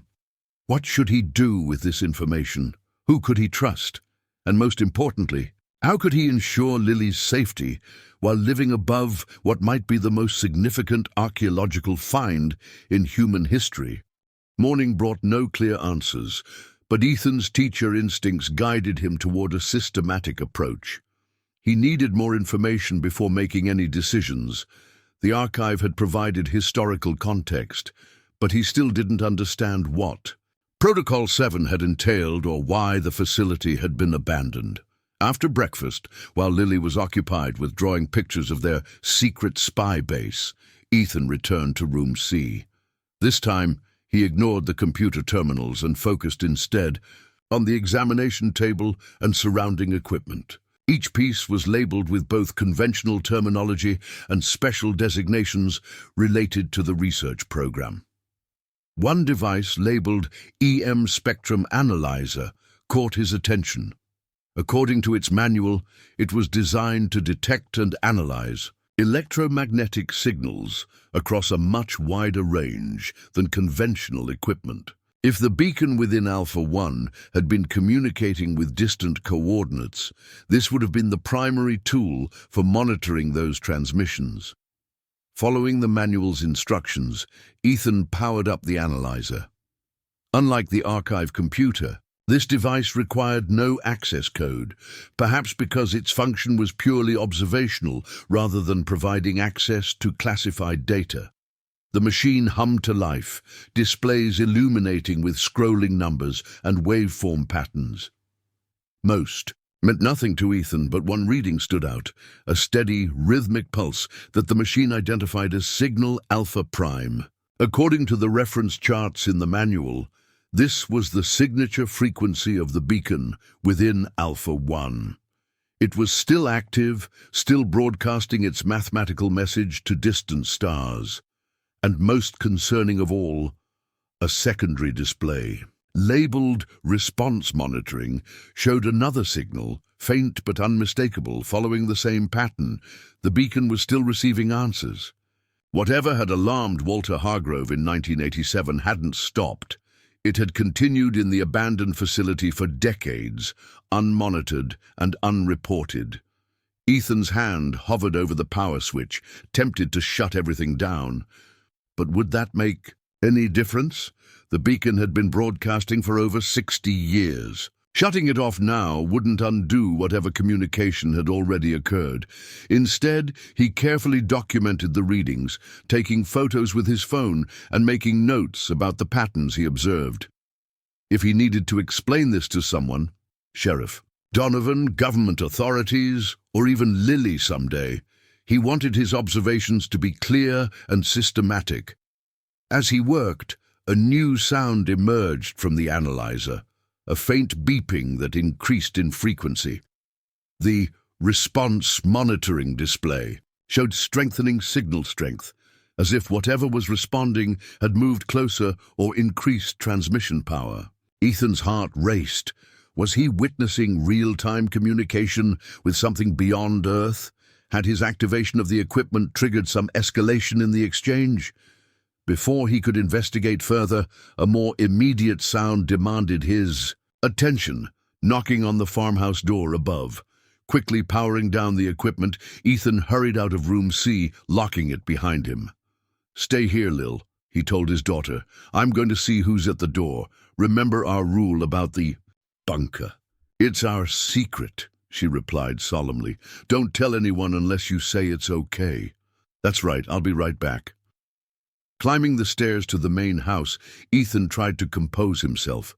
His mind was racing with what he'd just witnessed, but he needed to appear normal, untroubled. Opening the front door, he found himself face to face with the woman from the library, the professionally dressed stranger who had appeared during his conversation with Miss Fernsby. Up close, he could see her sharp features and assessing gaze, taking in every detail of his appearance and the house behind him. "Mr. Reeves," she asked, though it didn't sound like a question. "My name is Diana Collins. I'm with the Department of Energy's Historical Preservation Division." She presented an ID card that looked official, but that Ethan had no way to verify. "May I come in? I'd like to discuss your property." The Department of Energy, one of the agencies that, according to the archives, had been involved in the original recovery operation. This wasn't a coincidence. "Of course," Ethan said, stepping aside to let her enter, best to appear cooperative while assessing her true purpose. "Though I should warn you, the place is in pretty rough shape. I just bought it at auction a few days ago." "So I've heard," Collins replied, stepping inside and surveying the dilapidated interior with practiced indifference. "The Hargrove property has some historical significance that my department monitors. Nothing major, just some Cold War infrastructure surveys that were conducted here in the 1950s. We like to maintain records of such sites." It was a plausible cover story, technically true, while concealing the facility's actual purpose. Ethan played along. "I did notice the construction seems pretty robust for a farmhouse of this era, especially the foundation." Collins's gaze sharpened slightly. "Have you had a chance to explore the entire property?" "As much as possible, given the condition," Ethan replied carefully. The previous owner left behind some interesting artifacts. Vintage farming equipment mostly. Nothing unusual, no government markings or specialized equipment. The directness of the question confirmed Ethan's suspicions. This wasn't about historical preservation. Collins was assessing whether he'd discovered the bunker and its contents. Nothing like that, Ethan lied, maintaining eye contact, though I haven't been able to access the basement yet. The door appears to be locked, and I haven't located a key. Something like relief flickered across Collins's face. Well, if you do manage to get into the basement, my department would appreciate being notified. These old Cold War sites sometimes contain materials of historical interest. She handed him a business card. You can reach me directly at this number. I'll keep that in mind, Ethan said, accepting the card and glancing at it. Unlike Sheriff Donovan's card, this one listed only a name, title, and phone number. No agency address or official seal. Do you mind if I look around a bit? Collins asked, already moving toward the kitchen where the basement door was located, just to get a sense of the historical elements. Actually, Ethan said, stepping to block her path as casually as possible, my daughter is napping upstairs and I'd rather not risk waking her. She's had a tough adjustment to our new home. The lie worked. Collins hesitated, social conditioning around children temporarily overriding her mission. Of course. Another time, perhaps? She moved back toward the front door but paused before leaving. One more thing, Mr. Reeves. Has anyone else shown interest in this property? Any visitors asking unusual questions? Just the sheriff, Ethan said truthfully. He stopped by to welcome us to the area. Collins nodded, as if this aligned with her expectations. Small-town hospitality. How nice. Her tone suggested she found it anything but. If anyone else comes asking about the property, particularly anyone claiming government affiliation, I'd appreciate a call. Unfortunately, there are people who misrepresent themselves in these matters. The irony wasn't lost on Ethan. I'll be careful. After Collins left, Ethan watched through the window as she drove away, noting that she turned not toward town, but toward the highway. Once her car was out of sight, he hurried back to the bunker. Lily looked up from her drawing as he descended. The stairs. Who was it, Daddy? Just someone from the government checking on the house, Ethan explained, simplifying greatly. Nothing to worry about. He hoped that was true. Ethan spent the rest of the day in a state of heightened alertness, dividing his attention between caring for Lily and processing what he'd discovered. The visit from Collins confirmed that someone was still monitoring the Hargrove property, still interested in what lay beneath it. The question was whether her department, assuming she was who she claimed to be, knew about the active signal exchange or merely wanted to secure the historical evidence. That evening, after Lily was asleep, Ethan called Sheriff Donovan. Someone from the Department of Energy visited today, he said, without preamble when the sheriff answered. Diana Collins said she was with their Historical Preservation Division. There was a pause on the line. What did she want? To know if I'd found anything unusual in the basement.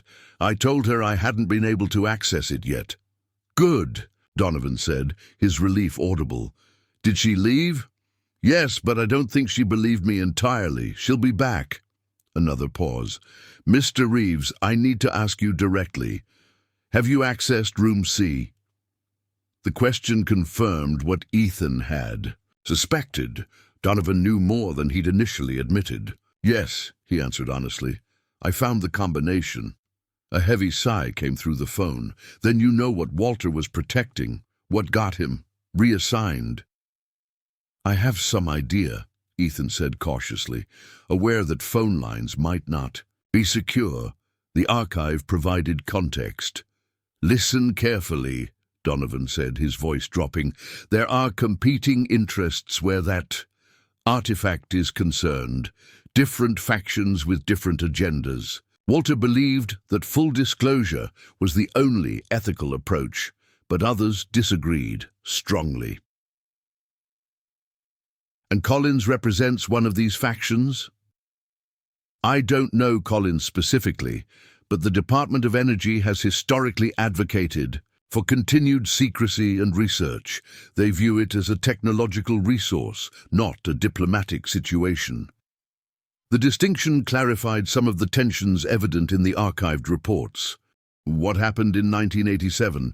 The logs mention Situation Omega and Protocol 7, but they don't explain the outcomes. Walter received confirmation that the signal had been authenticated as genuine communication, not just random echoes or equipment malfunction. Protocol 7 was his contingency plan for that scenario, a gradual, controlled disclosure process, beginning with scientific communities and expanding to the public. He believed humanity deserved to know we weren't alone. But that disclosure never happened, Ethan observed. No, before Walter could implement the protocol, he was visited by men claiming national security jurisdiction. I never saw him again. Donovan's voice carried decades of unresolved grief. The official story was reassignment to a classified location, but my mother never believed it. Neither did I. The implications were disturbing. Had Hargrove been forcibly removed, silenced permanently? Ethan glanced toward the sleeping quarters, where Lily rested peacefully. Had he placed his daughter in danger by discovering this truth? What should I do? Ethan asked finally. If I knew that answer, I'd have acted on it years ago, Donovan admitted. But I can tell you this, knowledge is dangerous, but ignorance can be fatal. Now that you've accessed Room C, you're already on their radar. Collins's visit proves that. So I shouldn't trust her. Trust no one claiming government authority in this matter, Donovan advised. Walter had allies, people who shared his disclosure philosophy, but I don't know who they were or how to contact them. The signal is still active, Ethan said. Deciding to share this critical information, the beacon is still transmitting and it's still receiving responses. I checked the equipment today. There was a sharp intake of breath on the line. That changes things. Walter believed the response pattern indicated a peaceful contact initiative, but he couldn't be certain if the communication has continued all these years. He didn't finish the thought, but he didn't need to. If something had responded to the beacon in 1987 with "We are coming," and the exchange had continued for decades since, what did that mean for humanity's future? I need to protect my daughter, Ethan said, focusing on his most immediate responsibility. Yes, you do, Donovan agreed, but you may also need to continue Walter's work. Someone needs to understand what's happening with that signal. And right now, that someone appears to be you. After ending the call, Ethan sat in the bunker's main room, surrounded by the relics of Walter Hargrove's life's work. The former teacher, unemployed and down to his last dollars just days ago, now found himself the custodian of world-changing secrets and potentially humanity's unwitting representative in an interstellar dialogue. The absurdity of his situation struck him suddenly, and he laughed softly, a release of tension rather than genuine humor. What cosmic joke had placed him, of all people, in this position? Was it random chance that he'd been the only bidder on this property, or was there some deeper pattern at work? Ethan thought about the countless times he'd stood before his history students, explaining how ordinary individuals sometimes found themselves at extraordinary historical crossroads, how farmers became revolutionary soldiers, how secretaries became code breakers, how bus riders became civil rights icons. He had always emphasized that history wasn't only made by those who sought greatness, but often by those who simply answered the call of their moment with courage and integrity. Was this his moment? Not one he had sought or prepared for, certainly, but one that had found him nonetheless. The responsibility felt overwhelming, but as he checked on Lily, peaceful in sleep, untroubled by the weight of cosmic revelations, Ethan found clarity. His primary duty remained unchanging: to protect his child, to provide her stability and security, to prepare her for whatever future awaited. If that future included the knowledge that humanity was not alone in the universe, so be it. There were worse legacies to pass on. With newfound resolve, Ethan returned to room C. This time he approached the cylindrical chamber containing artifact Alpha-1, not with fear, but with purpose. He needed to understand this object, this technology that had been broadcasting Earth's presence to distant stars for over 60 years. The examination table nearby held sophisticated scanning equipment. Following the manuals, Ethan initiated a full diagnostic scan of the artifact. As data began populating the screens, he settled in for a long night of analysis and learning. Whatever role history had unexpectedly thrust upon him, he would face it with the same dedication he had brought to teaching, with patience, methodology, and an open mind. By dawn, Ethan had compiled a basic understanding of the artifact's function. It was, in essence, a communication device designed to operate across vast distances, using principles that stretched the boundaries of human physics. The beacon portion transmitted a mathematical sequence that appeared to describe Earth's location in space, along with encoded information about the planet's composition and possibly even human biology, though much of the data remained beyond his comprehension. The response signals followed a similar pattern, but included variations that the analysis equipment interpreted as a form of dialogue, questions and answers in a mathematical language that transcended the need for shared vocabulary. Most significantly, the equipment had detected a change in the response pattern over the past 24 hours. Since Ethan had reactivated the monitoring systems, the signals were coming more frequently, with greater power, and with more complex variations. Whatever was communicating with the beacon had noticed the renewed attention and was responding to it. As frightening as this realization was, it also presented an opportunity. If Ethan could understand these communications better, perhaps he could discern the intentions behind them. Were they merely scientific exchanges, a form of cosmic census-taking, or were they preparations for something more direct, the "we are coming" that had so alarmed Walter Hargrove? The morning brought another visitor, not Diana Collins, but Eleanor Fernsby, the librarian. She arrived as Ethan was in the yard with Lily, assessing which of the apple trees might still produce fruit worth harvesting. "Mr. Reeves," she called, approaching from a small pickup truck parked in the driveway. "I thought you might appreciate these." She held a canvas bag that appeared to contain books. "Ms. Fernsby," Ethan greeted her, cautious but welcoming. "This is unexpected. I noticed your daughter's interest in our children's section," she explained, smiling at Lily. "Thought I'd bring a few books she might enjoy, since you're so far from town." It seemed a plausible reason for her visit, but Ethan suspected there was more. "That's very kind. Would you like some water? It's about all we can offer at the moment." Inside the house, carefully steering clear of the basement door, Ms. Fernsby revealed her true purpose while Lily explored the books she'd brought. "A woman came asking questions at the library yesterday," she said quietly, "about the Hargrove property, about you." "Diana Collins?" Ethan asked. Ms. Fernsby nodded. "She claimed to be government, but she asked the wrong questions. Wanted to know if Walter Hargrove had left any papers or records with the library, if anyone in town had ever mentioned unusual activities at the property." "What did you tell her?" "That we're a small library with limited historical archives. That Walter Hargrove was before my time." She smiled thinly. "Both lies, of course. I knew Walter well. He trusted me." This was unexpected information. "You were part of his project." "Not officially, but I knew what he'd found, what he protected, what he planned to reveal before they took him. Her eyes held decades of carefully preserved secrets. Walter believed in knowledge as a birthright of humanity. So do I. It's why I became a librarian.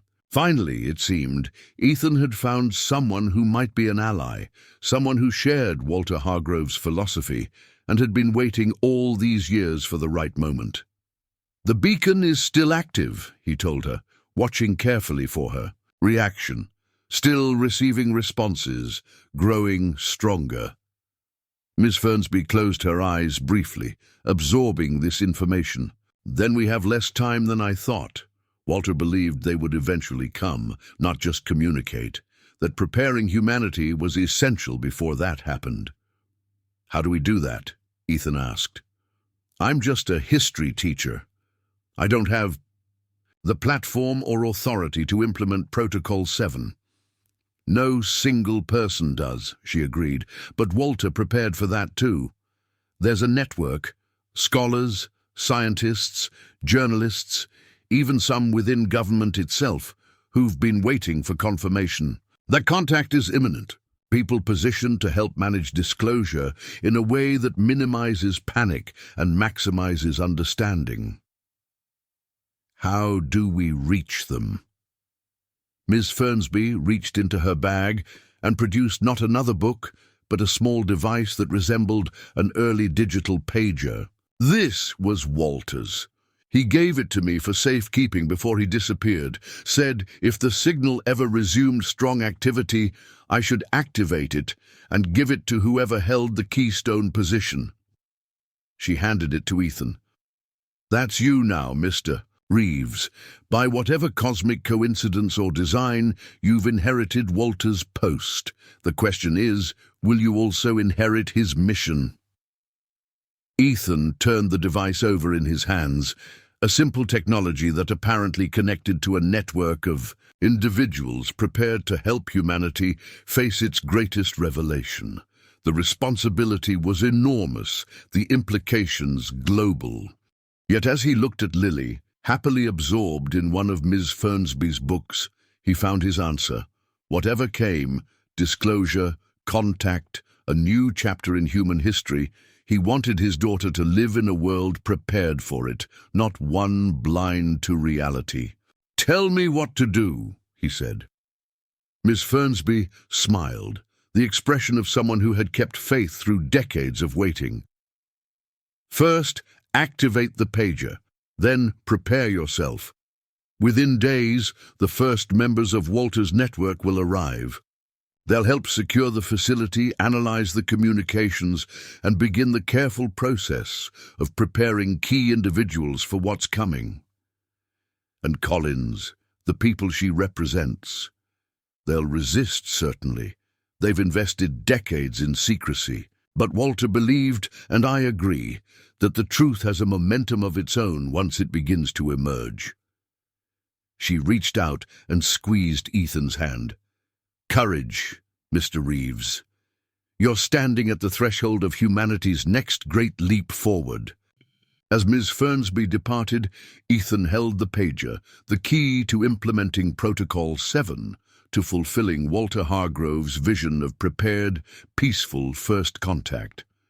His desperate last-dollar purchase had led not just to shelter for his daughter, but potentially to a pivotal role in human history. Looking at the farmhouse that had seemed so dilapidated just days ago, Ethan now saw it differently, not as a symbol of his desperation, but as the foundation for something transformative. The property's run-down condition had made it affordable, had made it his, when its true value was beyond calculation. "Daddy, what's that?" Lily asked, noticing the device in his hand. Ethan knelt beside her, choosing his words carefully. "It's a special kind of phone, sweetheart. A way to call people who can help us make this house even better, and maybe help other people too." "Like a superhero signal?" she asked, eyes brightening with imagination. Ethan smiled. "Something like that." Not for superheroes exactly, but for brave, smart people who want to make the world better. Are you one of those brave, smart people, Daddy? The question struck Ethan's heart. A week ago, he had been at his lowest point, unemployed, nearly homeless, questioning every life choice. Now, standing in the yard of a property he owned, entrusted with humanity's first evidence of extraterrestrial contact, he felt something he hadn't experienced in years. Purpose, clarity, and an unexpected sense of being exactly where he needed to be. "I'm trying to be," he told his daughter, "and you know what helps me be brave?" "What?" "Having you with me," he said, pulling her into a hug. "You make me want to make the world better, to believe in possibilities I might otherwise miss." As they embraced in the shadow of the weathered farmhouse, the pager in Ethan's hand and the secrets beneath their feet, a sense of profound possibility settled over him. The journey ahead would be challenging, the responsibility immense, but for the first time in longer than he could remember, Ethan Reeves felt like he was standing exactly where history needed him to be. His last dollars, spent in desperation, had purchased not just a property but a purpose, one that might ultimately touch every human life on Earth. Whatever came next, he would face it with the same determination that had carried him through. His darkest hours, bolstered now by the knowledge that sometimes rock bottom is just the foundation for building something extraordinary. Up next, you've got two more standout stories right on your screen. If this one hit the mark, you won't want to pass these up. Just click and check them out. And don't forget to subscribe and turn on the notification bell so you don't miss any upload from us.